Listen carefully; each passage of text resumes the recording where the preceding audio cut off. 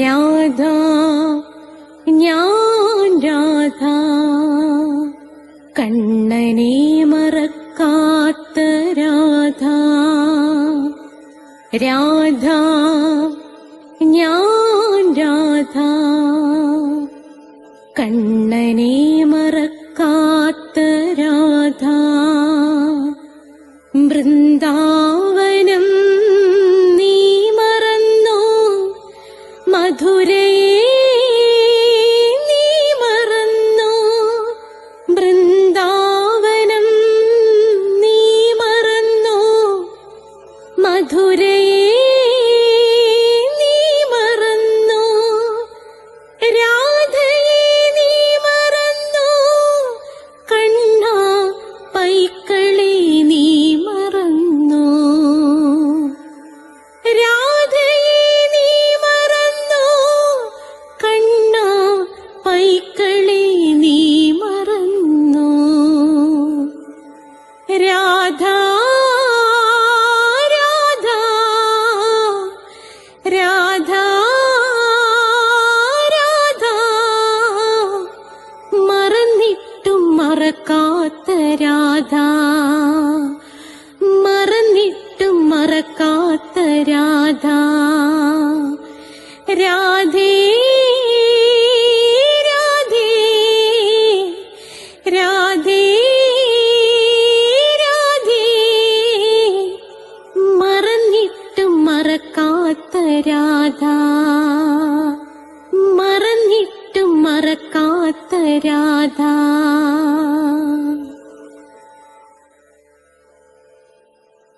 രാധേ രാധേ ഓ രാധേ രാധേ രാധേ രാധേ ഓ രാധേ രാധേ രാധേ രാധേ ഓ രാധേ രാധേ രാധേ രാധേ ഓ രാധേ രാധേ രാധേ രാധേ എന്ന ചാനലിന്റെ രാധയുടെ പ്രണയം 179ാമത്തെ എപ്പിസോഡിലേക്ക് എല്ലാ പ്രിയപ്പെട്ട പ്രേക്ഷകർക്കും സ്വാഗതം. രാധയുടെ പ്രണയം ഇതാ വീണ്ടും ഞങ്ങൾ ആരംഭിച്ചിരിക്കുകയാണ്, പുതിയ പുതിയ കഥകളുമായിട്ട്. ശ്രദ്ധിച്ചു കേൾക്കുക. നിങ്ങൾ ചാനൽ സബ്സ്ക്രൈബ് ചെയ്താൽ എല്ലാ തിങ്കളാഴ്ചയും 12 മണിക്ക് നിങ്ങൾക്ക് നാരായണീയത്തിന്റെ ക്ലാസ് കിട്ടും. ചൊവ്വാഴ്ച രാധയുടെ പ്രണയം, ബുധനാഴ്ച ഒരു ഹിന്ദു അറിഞ്ഞിരിക്കേണ്ടതാണ് ഭജഗോവിന്ദം ഭജഗോവിന്ദം ഭജഗോവിന്ദം ഗോവിന്ദം ഭജ മൂഢമയേ. മൂഢ, നീ ഗോവിന്ദനെ ഭജിക്കൂ. അതെ, അതെന്തുകൊണ്ട് ശങ്കരാചാര്യ സ്വാമികൾ പറഞ്ഞു, ശിവന്റെ അവതാരമായ സ്വാമി പറയുന്നു ഗോവിന്ദനെ ഭജിക്കാൻ. അതാണ് ബുധനാഴ്ച പഠിപ്പിക്കുന്നത്. അഷ്ടപതി എന്ന മഹത്തായ ഗ്രന്ഥത്തിലൂടെ രാധാറാണിയുടെ ജീവിതകഥ, രാധാറാണിയും കൃഷ്ണനും തമ്മിലുള്ള ലീലകൾ വെളിവാക്കിയ ജയദേവ കവിയുടെ സ്വകാര്യ പ്രണയകഥയുമായി വ്യാഴാഴ്ച ഞങ്ങൾ വരുന്നുണ്ട്. പിന്നെ ഇംഗ്ലീഷ്, സ്പോക്കൺ ഇംഗ്ലീഷ് സംസാരിക്കാൻ ആഗ്രഹമില്ലാത്തവർ ചുരുക്കമാണ്. ഇംഗ്ലീഷ് സംസാരിക്കാൻ ആഗ്രഹമുള്ളവർക്ക് വേണ്ടി സ്പോക്കൺ ഇംഗ്ലീഷിന്റെ വീഡിയോ അതിനകത്ത് ഇട്ടിട്ടുണ്ട്, പ്ലേലിസ്റ്റിലുണ്ട്. അതല്ല എൻ്റെ അടുത്ത് ചേർന്ന് പഠിക്കണമെന്ന് ചിലർ പറയുന്നുണ്ട്. ഞാൻ കൊല്ലത്താണ്, ദൂരെ നിന്ന് വരുന്നവരിവിടെ താമസിച്ച് പഠിക്കുന്നുണ്ട്. അപ്പം അവർക്ക് ഹോസ്റ്റൽ സൗകര്യം ആൺകുട്ടികൾക്കും പെൺകുട്ടികൾക്കും ഉണ്ട്. 30 ദിവസം കൊണ്ട് ഇംഗ്ലീഷ് സംസാരിക്കും, ഇല്ലെങ്കിൽ ഫുൾ എമൗണ്ടും തിരിച്ചു കൊടുക്കുക എന്നുള്ളതാണ് എൻ്റെ രീതി എന്ന് പറയുന്നത്. അപ്പം അതിൻ്റെ ഡീറ്റെയിൽസ് ഒക്കെ അറിയണമെങ്കിൽ 96453339 എന്ന നമ്പറിലേക്ക് വിളിച്ചാൽ മതി. ഞാനത് പറഞ്ഞു തരാം. ഡിസ്ക്രിപ്ഷൻ ബോക്സിൽ കൊടുത്തിട്ടുണ്ട്.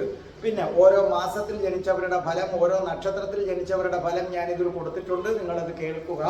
നിങ്ങൾക്ക് ജ്യോതിഷപരമായി എന്ത് സംശയം ഉണ്ടെങ്കിലും എൻ്റെ മേൽപ്പറഞ്ഞ, ഞാൻ പറഞ്ഞല്ലോ ഡിസ്ക്രിപ്ഷൻ ബോക്സിൽ നമ്പറുണ്ട്, ആ നമ്പറിലേക്ക് വിളിച്ചാൽ തികച്ചും സൗജന്യമായിരിക്കും. അതേ കണക്ക് അഷ്ടാവക്ര ഗീത പ്ലേലിസ്റ്റിനകത്ത് നിന്ന് എടുത്ത് നിങ്ങൾ പഠിക്കണം. അഷ്ടാവക്ര ഗീത വളരെ പ്രധാനപ്പെട്ടതാണ്. ഒരു ഹിന്ദു അത് അറിഞ്ഞിരിക്കണം. പ്ലേലിസ്റ്റ് എടുത്താൽ രാധികാ കവചമുണ്ട്, രാധികാ കവചം 2 ഉണ്ട്. ഇത് രണ്ടും ഞാൻ പഠിപ്പിച്ചിട്ടുണ്ട്. അപ്പം നിങ്ങൾ എന്ത് ചെയ്യുക, അത് കേട്ടിട്ട് വേണം രാധാ സഹസ്രനാമം ചൊല്ലാൻ. രാധികാ കവചം ചൊല്ലാതെ രാധാ സഹസ്രനാമം ചൊല്ലിയിട്ട് ഒരു കാര്യവുമില്ല. കുടം കമത്തി വെച്ച് വെള്ളം ഒഴിക്കുന്നതിന് തുല്യമാണ്. രാധാ സഹസ്രനാമം വരികൾ ഉൾപ്പെടെയും വരികളില്ലാതെയും അവിടെയൊക്കെ പാടി ഇട്ടിട്ടുണ്ട്. അപ്പം നിങ്ങൾ കേൾക്കുക. പിന്നെ നിങ്ങൾക്ക് ഹിന്ദുക്കൾ അറിയേണ്ടവ എന്നത് പ്ലേലിസ്റ്റിൽ കിട്ടുന്നതാണ്, അത് കേൾക്കുക. പിന്നെ നിങ്ങൾ സന്ദർശിക്കേണ്ട, അത്യാവശ്യമായും സന്ദർശിക്കേണ്ട ക്ഷേത്രങ്ങളെക്കുറിച്ച്, ആ ക്ഷേത്രങ്ങളെക്കുറിച്ച് ഞാൻ പ്ലേലിസ്റ്റിനകത്ത് കൊടുത്തിട്ടുണ്ട്. പിന്നെ നിശ്ചയമായും കേൾക്കണം കൃഷ്ണന്റെ പുനരവതാരമായ ശ്രീബുദ്ധന്റെ ജനനം മുതൽ മരണം വരെയുള്ള ജീവിത കഥ ഞാൻ കൊടുത്തിട്ടുണ്ട്, നിങ്ങളത് കേൾക്കുക. അതേ കണക്ക് നിരവധി ഷോർട്ട് വീഡിയോസ് ഉണ്ട്. പിന്നെ അതേപോലെ തന്നെയാണ് പിന്നെ എന്നും രാവിലെ സബ്സ്ക്രൈബ് ചെയ്താൽ മോർണിംഗ് മെസ്സേജ് കിട്ടും. അപ്പോൾ അതെല്ലാം എന്ത് ചെയ്യുക, നിങ്ങൾ കേൾക്കുക. അപ്പോൾ നമുക്ക് പ്രാർത്ഥിച്ചിട്ട് തുടങ്ങാം. ഓം മഹാഗണപതയേ നമഃ. ഓം ശ്രീ രാധാകൃഷ്ണായ നമഃ. ഓം രാധായേ സ്വാഹ. രാധേ രാധേ ഓ രാധേ രാധേ രാധേ രാധേ ഓ രാധേ രാധേ രാധേ രാധേ ഓ രാധേ രാധേ രാധേ രാധേ ഓ രാധേ രാധേ രാധേ രാധേ ഓ രാധേ രാധേ രാധേ രാധേ ഓ രാധേ രാധേ. ബർസാനെ വാലി രാധാ റാണി കി ജയ്. എന്റെ മാതാവ് രാധാറാണിക്ക് ജയ്. എനിക്ക് സർവ്വ ഐശ്വര്യങ്ങളും വാരിക്കോരി തരുന്ന എന്റെ പൊന്ന് രാധാറാണി അമ്മക്ക് ജയ്. എനിക്ക് സർവ്വ ഐശ്വര്യങ്ങളും തരുന്ന എന്റെ രാധാറാണി അമ്മ, എനിക്ക് ആപത്ത് വരാതെ കാത്തുരക്ഷിക്കുന്ന രാധാറാണി അമ്മക്ക് ജയ്. എനിക്ക് അപകടങ്ങൾ വരാതെ കാത്തുരക്ഷിക്കുന്ന രാധാറാണി അമ്മക്ക് ജയ്. എനിക്ക് രോഗങ്ങൾ വരാതെ കാത്തുരക്ഷിക്കുന്ന രാധാറാണി അമ്മക്ക് ജയ്. അപ്പോൾ നമ്മൾ ആരംഭിക്കാൻ പോവുകയാണ് രാധയുടെ പ്രണയം. അതിനു മുമ്പ് ഒരു കാര്യം ഞാൻ നിങ്ങളോട് പറയട്ടെ. കഠിന കൃഷ്ണഭക്തനായ ഞാൻ എങ്ങനെ രാധാഭക്തനായ എന്നൊരു വീഡിയോ ഉണ്ട്, വിശുദ്ധമായ വീഡിയോ ആണ്. അത് നിങ്ങൾ കാണണം, കാണാതിരിക്കരുത്. അതിൻ്റെ ലിങ്ക് വേണമെങ്കിൽ എൻ്റെ 96453339 അയച്ചാൽ മതി, ഞാൻ നിശ്ചയമായും തരും. അതേപോലെ തന്നെ ഞങ്ങൾ ലളിതാ സഹസ്രനാമത്തിൻ്റെ ക്ലാസ് തുടങ്ങിയിട്ടുണ്ട്. നിങ്ങളുടെ എളുപ്പത്തിന് വേണ്ടി ഞാൻ ഷോർട്ട് വീഡിയോ ആയിട്ടാണ് ഇടുന്നത്. ലളിതാ സഹസ്രനാമത്തിൻ്റെ ക്ലാസ് നിങ്ങൾക്ക് എല്ലാ ദിവസവും രാവിലെ 8 മണിക്ക് കിട്ടും, പിന്നെ വൈകുന്നേരം 5 മണിക്ക് കിട്ടും, പിന്നെ രാത്രി 7:30 മണിക്ക് കിട്ടും. എന്തെങ്കിലും വ്യത്യാസം ഉണ്ടെങ്കിൽ ഞാൻ അത് പറയുന്നതാണ്. അപ്പോൾ ഓർമ്മിക്കുക, രാധയുടെ പ്രണയം ആരംഭിക്കുകയാണ്. കഴിഞ്ഞ എപ്പിസോഡ് എവിടാണ് നിർത്തിയതെന്ന് എല്ലാവർക്കും അറിയാമല്ലോ. അപ്പോൾ അതേ കണക്ക് ഒരു കാര്യം, ഞങ്ങളുടെ രാധാഭക്തരുടെയും കൃഷ്ണഭക്തരുടെയും എന്ന് പറഞ്ഞ രാധാകൃഷ്ണ ഭക്തരുടെയും, വെറും കൃഷ്ണഭക്തരെ ഞങ്ങളുടെ ഗ്രൂപ്പിൽ ചേർക്കില്ല. രാധയെയും കൃഷ്ണനെയും ഒരേപോലെ സ്നേഹിക്കുന്നവർക്ക് മാത്രമായിട്ട് ഞങ്ങളുടെ ഗ്രൂപ്പാണ്. അത് രാധാമാധവൻ ഗ്രൂപ്പ് എന്നാണ്. പക്ഷേ ഞങ്ങളിപ്പോൾ അതിൻ്റെ പേര് ചേഞ്ച് ചെയ്തു. ഞങ്ങൾ രാധാമാധവൻ ഗ്രൂപ്പിനെ അടിമുടി ഉടച്ചു വാർത്തു. ഈ ഗ്രൂപ്പിൻ്റെ പേര് രാധാറാണിയുടെ ഗോലോക ഭക്തരെന്നാണ്. രാധാറാണിയുടെ ഗോലോക ഭക്തര്. ഞങ്ങളിപ്പോൾ ദിവസേന 3 രാധാറാണിയുടെ നാമങ്ങൾ വെച്ച് പഠിപ്പിക്കുകയാണ്. അതിനുശേഷം ഞങ്ങൾ അധികം താമസിയാതെ തന്നെ നാമജപവുമൊക്കെ ഞങ്ങൾ ഈ ഗ്രൂപ്പിലൂടെ ആരംഭിക്കുകയാണ്. പക്ഷേ ഈ ഗ്രൂപ്പിനകത്ത് ഞങ്ങൾ എല്ലാവരെയും ഒന്നും ചേർക്കത്തില്ല. വെറും കൃഷ്ണഭക്തരായിട്ടുള്ളവർ ഇതിനകത്തേക്ക് അപേക്ഷിക്കേണ്ട, ആരെയും ഞങ്ങൾ എടുക്കത്തില്ല. കൃഷ്ണഭക്തരും രാധാഭക്തരുമായിരിക്കണം.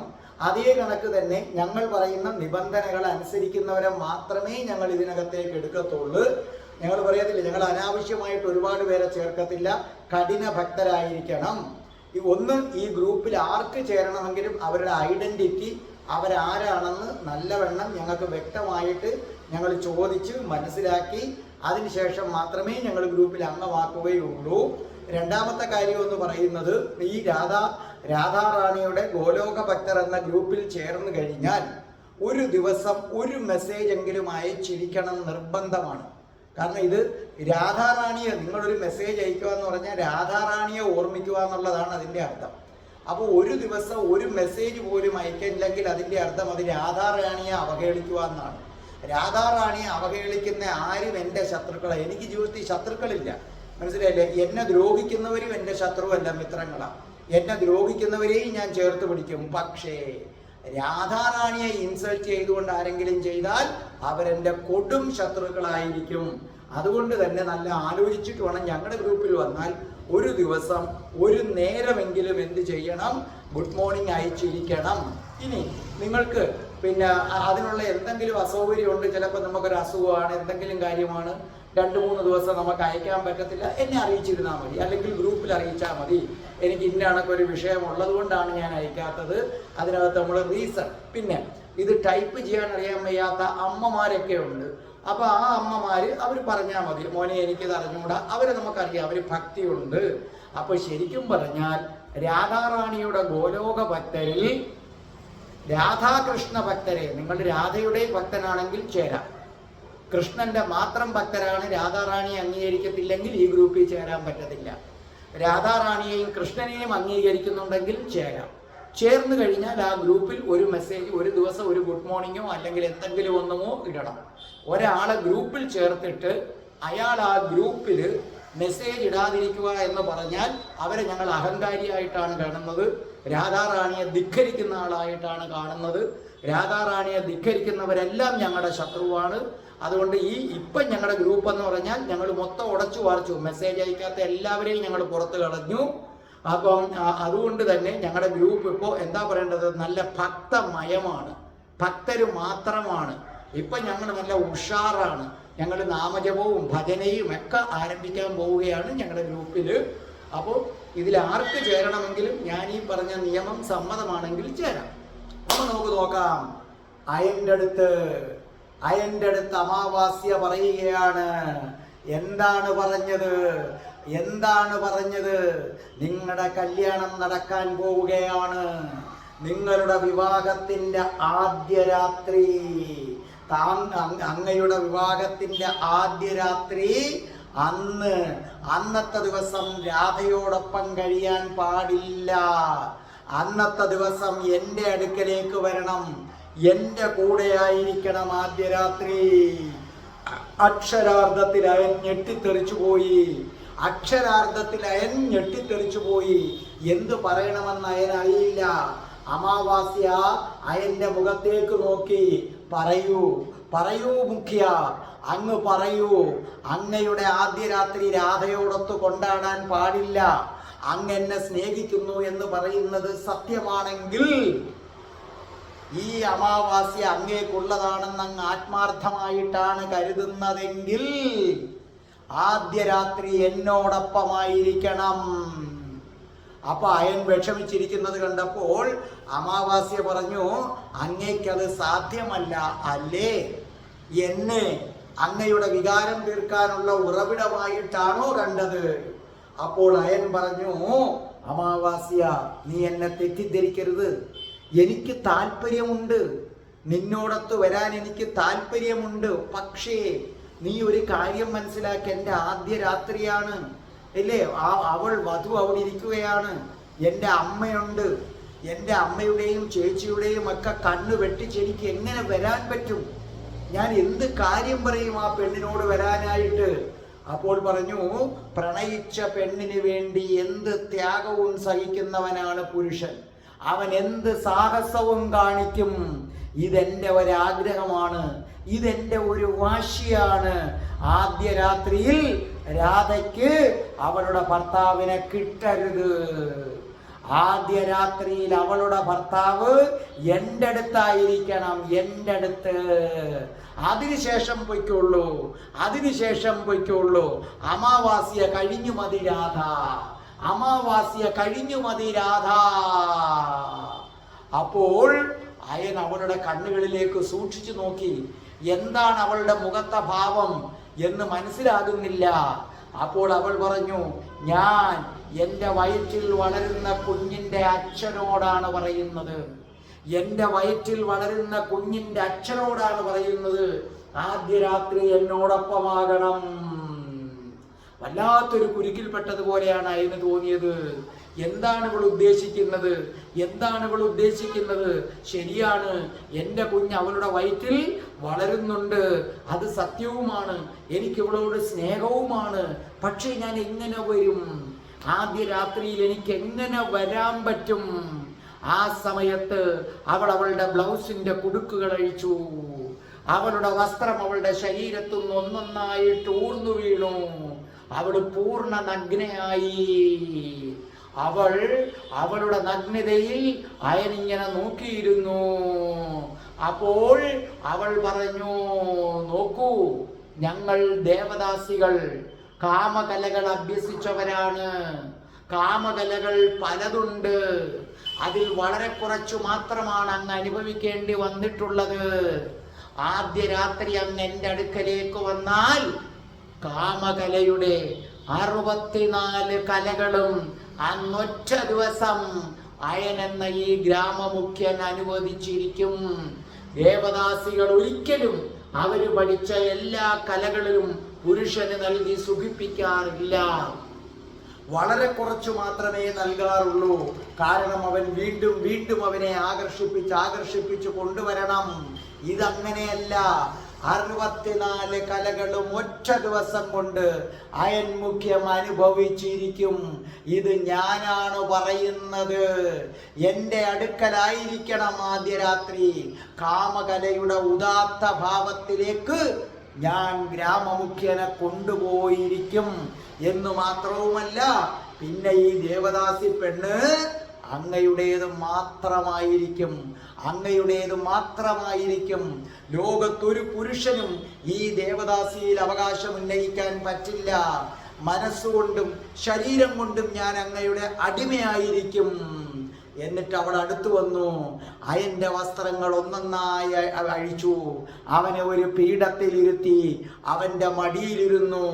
കാമകലയുടെ ഒരു പ്രധാന ഭാഗത്തിലേക്ക് അവനെ കൊണ്ടുപോവുകയാണ്, അവനെ നയിക്കുകയാണ്.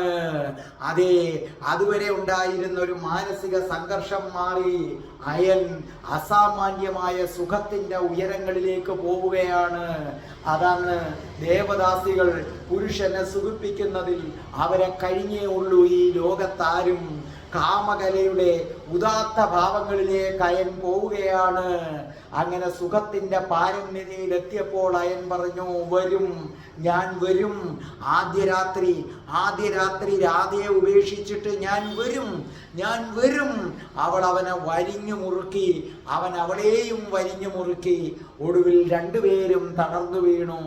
അങ്ങനെ തളർന്നു വീണ് കഴിഞ്ഞപ്പോൾ അവൾ അയനോട് പറഞ്ഞു, നോക്കൂ, കാമസുഖത്തിന്റെ ഉന്നതിയിലാണോ അങ്ങ് പറഞ്ഞത് വരാമെന്ന്?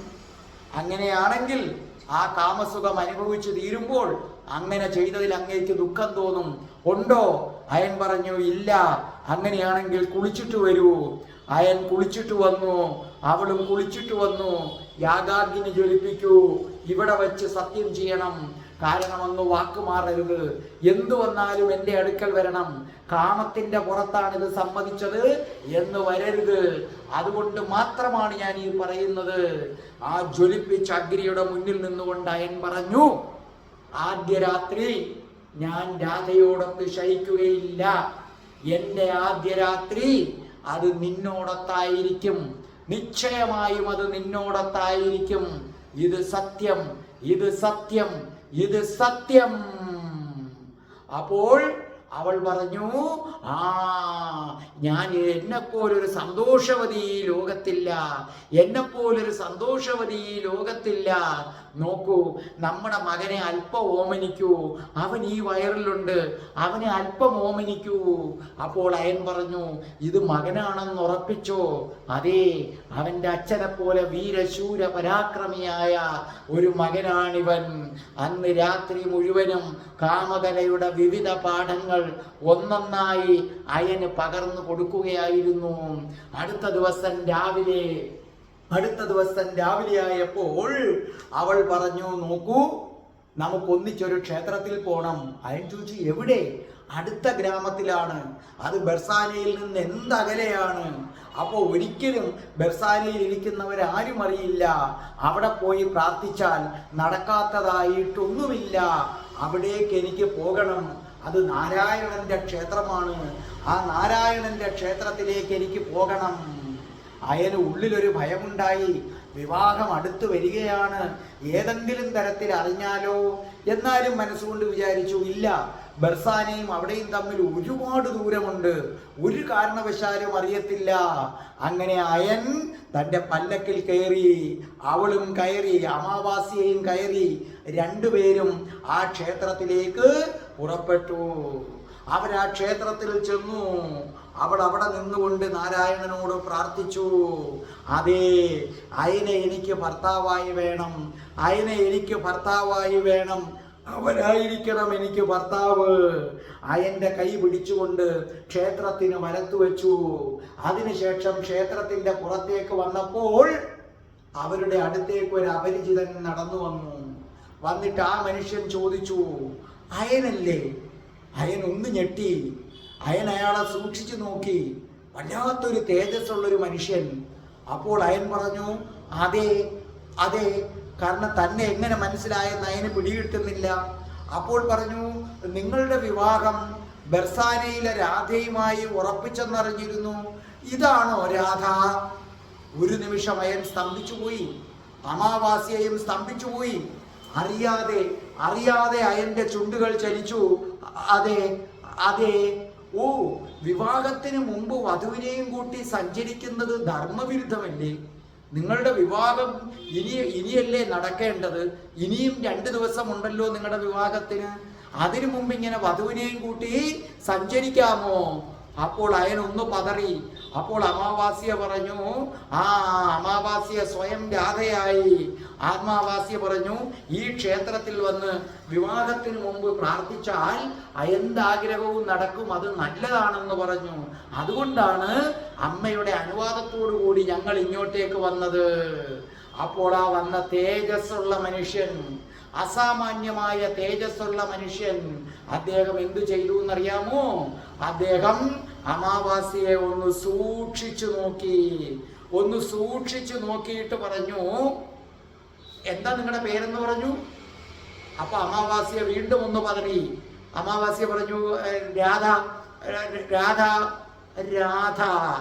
അല്ല, രാധ നന്നായി വെളുത്തിട്ടാണെന്നാണല്ലോ ഞാൻ കേട്ടിരിക്കുന്നത്. ദേവകന്യകമാരിയേക്കാൾ സുന്ദരിയാണ് രാധ എന്നാണ് ഞാൻ കേട്ടിട്ടുള്ളത്. രാധയെപ്പോലെ സൗന്ദര്യമുള്ള ഒരു സ്ത്രീ ഭൂമിയിലും സ്വർഗലോകത്തും ഒരു ലോകങ്ങളിലും ഇല്ലത്രേ.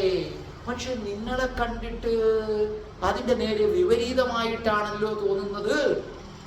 മുഖമടച്ചൊരടി കിട്ടിയതുപോലെയാണ് അമാവാസ്യക്ക് തോന്നിയത്. അമാവാസ്യ വിളറിപ്പോയി. അയനാകട്ടെ എന്ത് ചെയ്യണമെന്നറിയാതെ വെളുത്ത് സ്തംഭിച്ച് നിൽക്കുകയാണ്. അപ്പോൾ പറഞ്ഞു, അല്ല യശോദ റാണി, നിങ്ങൾ ഇങ്ങനെ സഞ്ചരിക്കാൻ അനുവദിച്ചോ? കാരണം യശോദ റാണിക്ക് ധർമ്മത്തിൽ വിശ്വാസമുള്ളതാണല്ലോ. നിങ്ങളെ എങ്ങനെയാണ് സമ്മതിച്ചത്?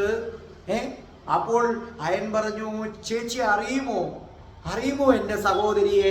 അപ്പോൾ പറഞ്ഞു, അറിയുമല്ലോ, എനിക്കറിയാമല്ലോ, എനിക്ക് നല്ലതുപോലെ നിങ്ങളുടെ സഹോദരിയെ അറിയാം. എന്നിട്ട് ഒരിക്കൽ കൂടി അമാവാസ്യയെ നോക്കിയിട്ട് പറഞ്ഞു, നിങ്ങൾക്ക് രാധയുടെ ഒരു ലക്ഷണവുമില്ല. രാത്രിയും പകലും തമ്മിലുള്ള വ്യത്യാസമുണ്ട്. രാധ ജ്വലിച്ചിരിക്കുന്ന സൂര്യനാണ്. നിങ്ങൾ വല്ലാത്ത ഒരു ഇരുട്ടും അനുഭവപ്പെടുന്നു. എനിക്കത് മനസ്സിലാകുന്നില്ല. അപ്പോൾ അയൻ വീണ്ടും ചോദിച്ചു, അല്ല, താങ്കൾ ആരാണ്? എന്നെ അറിയാമെന്ന് പറയുന്നു, ഇല്ലേ? എൻ്റെ സഹോദരി യശോദയെ അറിയാമെന്ന് പറയുന്നു. നിങ്ങൾ ആരാണ്? അപ്പൊ ആ മനുഷ്യൻ പുഞ്ചിരിയോടുകൂടി തൻ്റെ കൈവിരലുകൾ ഇങ്ങനെ ഞൊടിച്ചിട്ട് പറഞ്ഞു, നാരായണ നാരായണ നാരായണ നാരായണ നാരായണ നാരായണ നാരായണ. ആ മനുഷ്യൻ നടന്നകലുകയാണ്. അമാവാസി ചോദിച്ചു, അതാരാണ്? അപ്പോൾ അയൻ പറഞ്ഞു, അറിയില്ല, പക്ഷെ ഒരു സാധാരണ മനുഷ്യനല്ല. അപ്പൊ അമാവാസ്യ പറഞ്ഞു, ഈ രാധ ഒരു സാധാരണ സ്ത്രീ അല്ല എന്നാണ് എനിക്കും തോന്നുന്നത്. എന്നോട് വെറുപ്പുണ്ടോ അങ്ങേക്ക്?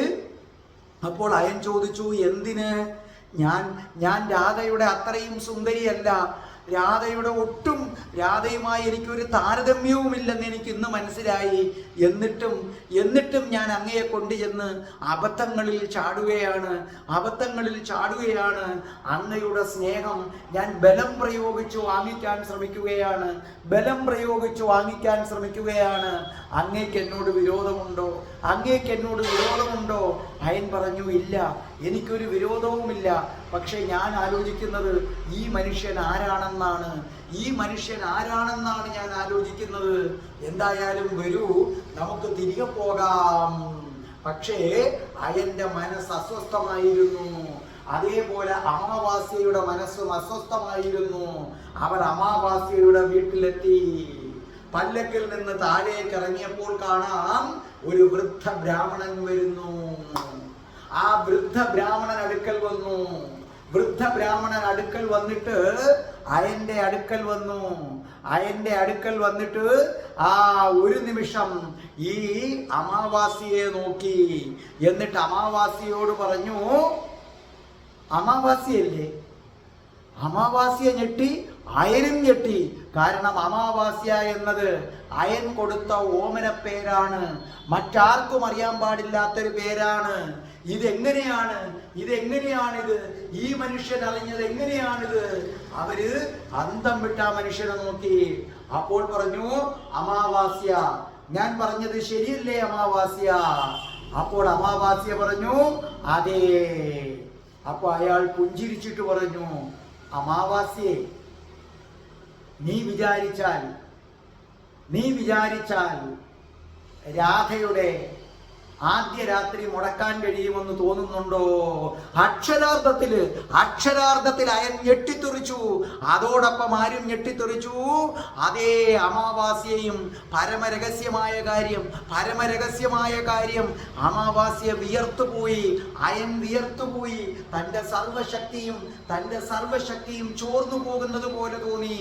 ആ മനുഷ്യൻ, ആ വൃദ്ധ ബ്രാഹ്മണൻ ഒരു പുഞ്ചിരിയോടുകൂടി നിൽക്കുകയാണ്. ഒരു പുഞ്ചിരിയോടുകൂടി നിന്നുകൊണ്ട് ആ മനുഷ്യൻ വീണ്ടും പറഞ്ഞു, അമാവാസ്യ, നിനക്കറിയില്ല രാധ ആരാണെന്ന്. രാധയുടെ ആദ്യ രാത്രി മുടക്കുന്നത് പോയിട്ട് രാധയുടെ മാർഗത്തിൽ ഒരു മുള്ളിടാൻ പോലും നിനക്ക് കഴിയില്ല. രാധയുടെ ആദ്യ രാത്രി മുടക്കാൻ രാധയ്ക്ക് മാത്രമേ കഴിയൂ. അല്ലെങ്കിൽ രാധയ്ക്കായ ഒരാളുണ്ട്, അയാൾക്ക് മാത്രം. അയൻ ഞെട്ടിപ്പോയി. അയൻ പറഞ്ഞു, രാധയ്ക്കായിട്ടൊരാളോ?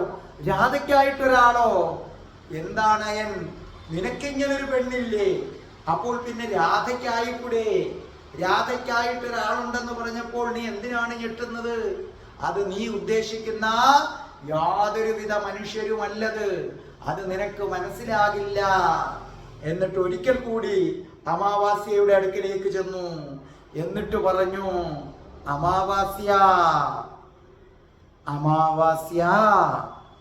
നോക്കൂ, നിന്റെ വിചാരം നീയും അയനും കൂടെ ചേർന്ന് രാധയെ പറ്റിക്കുന്നു എന്നാണ്. അല്ല, രാധയും മറ്റൊരാളും കൂടെ ചേർന്ന് നിങ്ങളെയാണ് കബളിപ്പിക്കുന്നത്. വല്ലാത്തൊരു സംഭ്രമത്തിലായിപ്പോയി. എന്തൊക്കെയാണ് ഇവിടെ നടക്കുന്നത്?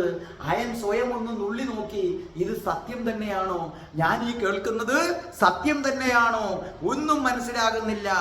അപ്പോൾ പറഞ്ഞു, അയനോട് നോക്കിയിട്ട് പറഞ്ഞു, ഏ അയൻ, രാധയുടെയോ അല്ലെങ്കിൽ രാധയ്ക്കായി അർഹതപ്പെട്ട ഒരു പുരുഷനുണ്ട്.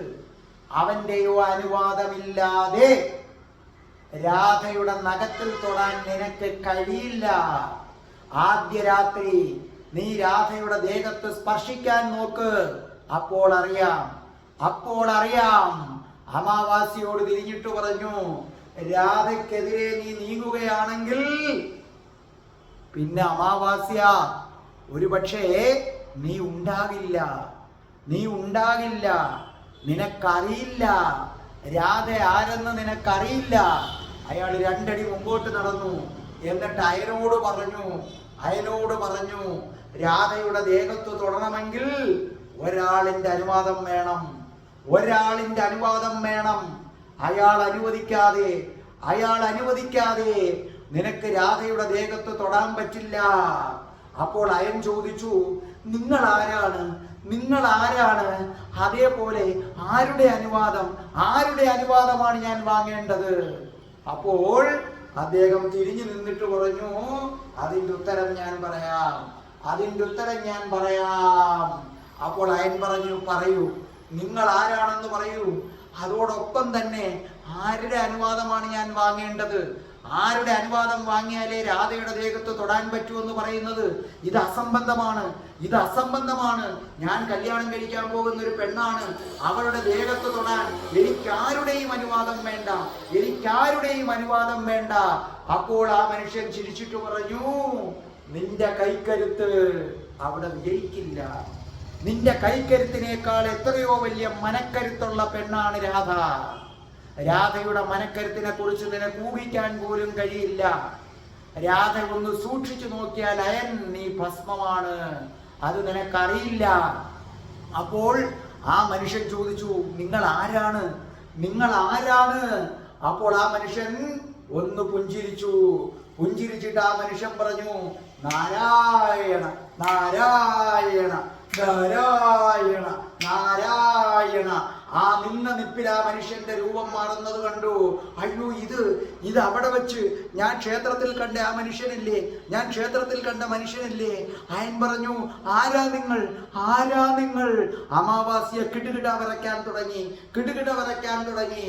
ആ മനുഷ്യൻ പറഞ്ഞു, ഞാൻ നാരായണ നാരായണ നാരായണ നാരായണ. രാധേ രാധേ ഓ രാധേ രാധേ രാധേ രാധേ ഓ രാധേ രാധേ രാധേ രാധേ ഓ രാധേ രാധേ രാധേ രാധേ ഓ രാധേ രാധേ രാധേ രാധേ ഓ രാധേ രാധേ രാധേ രാധേ ഓ രാധേ രാധേ. ഓം ശ്രീം ഹ്രീം ക്ലീം ഐം രം രാസേശ്വരി രാധികായേ സ്വാഹ.